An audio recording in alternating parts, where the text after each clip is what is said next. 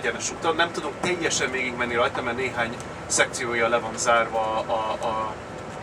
a forgalom elől, de azért egy jó darabon fogjuk látni. És ez az óváros szíve.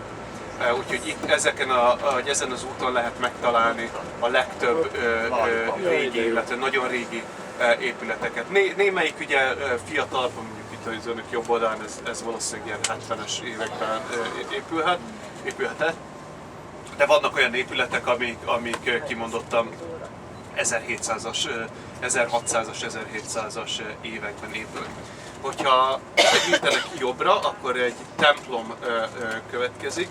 Ezt úgy hívják, hogy Canongate Church, Canongate templom. Ide jár a királynő misére, amikor itt van Skóciában. Canongate egyébként a Canon utca, gate az street, vagy ugye utca, megint csak skótul, nem angolul.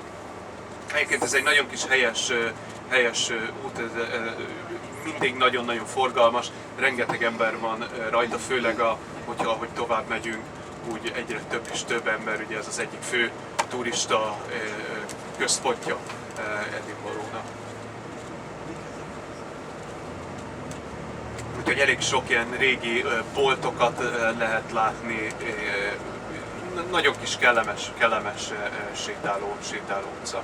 Például az önök bal oldalán, ahogy most egy ilyen zöld kirakat, az 1800-as évek közepén nyitották ezt a boltot, whisky, szivar és kakaó kereskedő a mai napig egyébként. Csak nyilván a tulajdonosa nem 1800-as.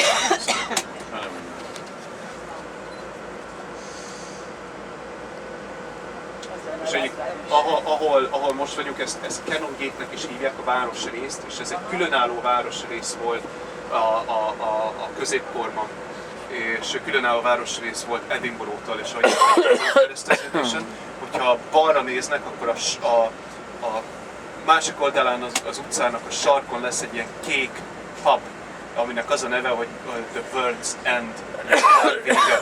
Azért hívják világ végének, mert itt ért véget Edinburgh, és kezdődött Canongate, ami a apátság fennhatóság alá tartozott, míg Edinburgh pedig a királyi vár fennhatóság alá tartozott.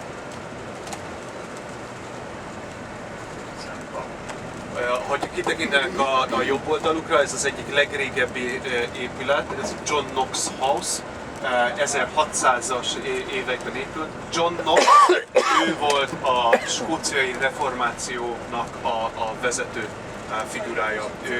Ő egy katolikus pap volt, aki elment Svájcba tanulni, és ugye megismerkedett a reformációnak a gondolatával, és ő hozta Skóciába, majd beszélek a reformációról, hogy ez hogy zajlott, egy elég erőszakos reformáció volt.